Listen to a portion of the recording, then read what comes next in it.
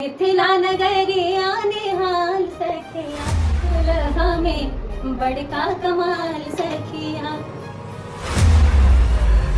किसी भी कलाकार की सबसे बड़ी लड़ाई मंच पर नहीं होती, वो लड़ाई शुरू होती है अपने ही घर से, जब लोग कहते हैं इससे कुछ नहीं होगा, पढ़ाई करो, गाना बजाना कोई करियर नहीं होता।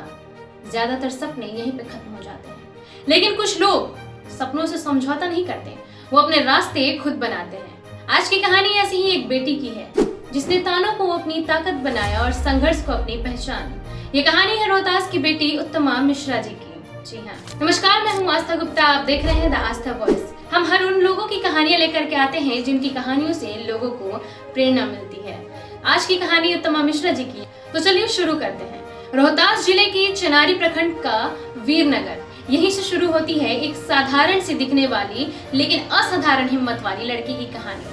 उम्र 21 साल, मिडिल क्लास परिवार, कोई बड़ा बैकग्राउंड नहीं, कोई फिल्मी दुनिया से रिश्ता नहीं, कोई संगीत अकादमी नहीं, लेकिन एक चीज थी जो शायद किसी भी डिग्री से बड़ी थी, वो थी संस्कार। उत्तमा जी बताती है कि संगीत उन्हें किसी स्कूल या कॉलेज से नहीं मिला, ये विरासत उन्हें अपने दादाजी से मिली। दादाजी ने सिर्फ उन्हें पाला नहीं, बल्कि उनके भीतर भक्ति, संगीत और आत्मविश्वास के बीज भी बो दिए।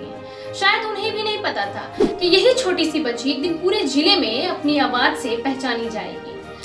10th के बाद उत्तमा जी ने फैसला किया कि वह भजन गाना चाहती हैं, लेकिन हर सपना तालियों से शुरू नहीं होता। घर में कहा गया इससे कुछ नहीं होगा, पढ़ाई पर ध्यान दो। आस पड़ोस के लोगों ने भी बात बनाई, अब गाना बजाना करेगी, पता नहीं आगे क्या क्या करेगी। छोटे शहरों और गाँव में आज भी लड़कियों के सपनों को अक्सर सवालों से तोला जाता है, लेकिन उत्तमा मिश्रा ने अपने जवाब शब्दों से नहीं, मेहनत से देने का फैसला किया। 12th के बाद संघर्ष और भी कठिन हो गया। कोई बड़ी मदद नहीं, कोई आर्थिक सहारा नहीं, लेकिन सपना अब भी जिंदा था।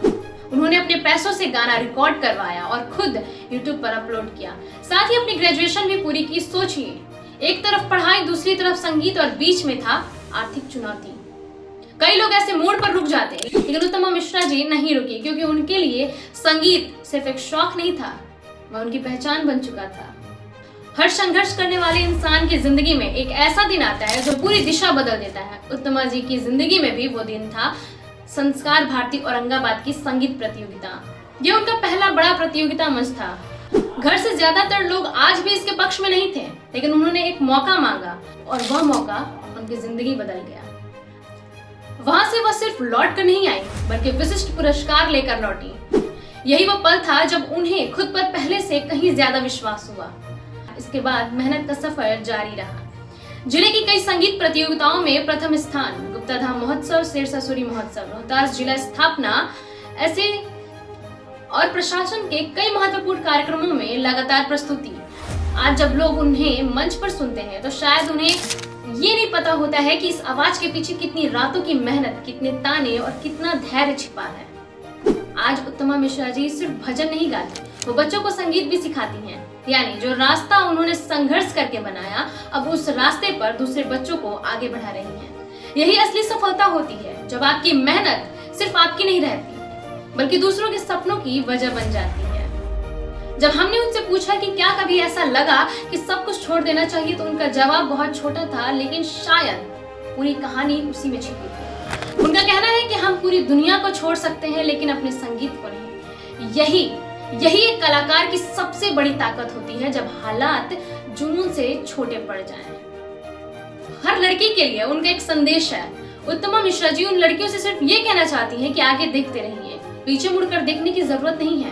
अगर आप अपने सपनों के लिए लगातार मेहनत करेंगी, तो एक दिन दुनिया खुद आपकी मेहनत को पहचानेगी। हर जिले में, हर गांव में ऐसी न जाने कितनी कहानियां छिपी हैं जो अखबारों की हेडलाइन नहीं बनती, लेकिन वो समाज की असली ताकत होती है।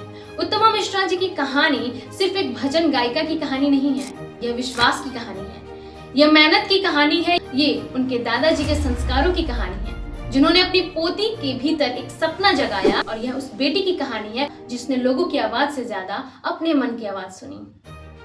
अगर आपको भी लगता है कि बिहार और हमारे छोटे छोटे शहरों में छिपे ऐसे टैलेंट को पूरे देश तक पहुंचाना चाहिए, तो इस वीडियो को जरूर शेयर कीजिएगा, क्योंकि द आस्था वॉइस सिर्फ खबरें नहीं सुनाती। द आस्था वॉइस उन लोगों की आवाज बनना चाहती है जिनकी मेहनत अक्सर कैमरों से दूर रह जाती है। मैं हूं आस्था, फिर मिलेंगे एक और अनसुनी, अनकही और प्रेरणादायक कहानी के साथ। वीडियो अच्छी लगी होगी तो चैनल को सब्सक्राइब कर लीजिएगा, बेल आइकन प्रेस कर लीजिएगा, ताकि ऐसी और भी कहानियां, ऐसी और भी इंस्पिरेशनल स्टोरीज आपके साथ में शेयर कर सकूं।